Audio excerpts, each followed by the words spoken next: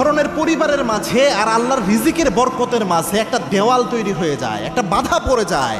এই তিন ধরনের পরিবার কখনো আল্লাহর রিজিক পায় না। এরা হাজার কোটি টাকা ইনকাম করতে পারে, রিজিকের বরকত এরা পায় না। এটা মারাত্মক বিষয়। রিজিক পাওয়া আর রিজিকের বরকত পাওয়া কিন্তু এক জিনিস না। তিন ধরনের পরিবার এমন রয়েছে বরকত থেকে বঞ্চিত হয়। দেখবেন একজন 1 লাখ টাকা মাসে ইনকাম করে, আর আরেকজন 20,000 টাকা ইনকাম করে।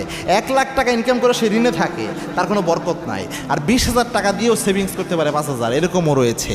তো সেক্ষেত্রে বরকত আলাদা একটা তৃপ্তির বিষয়। 1 লাখ টাকা ইনকাম করে রোগ ব্যাধি লাগিয়ে রয়েছে, মাসে 40-50 হাজার টাকা হসপিটালে চলে যায়। এজন্য বরকত আল্লাহর কাছে চেয়ে নিতে হয়। তার মধ্যে 1 নাম্বার হচ্ছে যেই পরিবারগুলোতে এমন হয় খাবার নষ্ট হয়, খাবার অপচয় হয়, এটা মারাত্মক। এটা কখনোই বরকত নিয়ে আসে না, এবং কি এই রিজিকে বাধা সৃষ্টির জন্য একটা মারাত্মক কারণ এটা।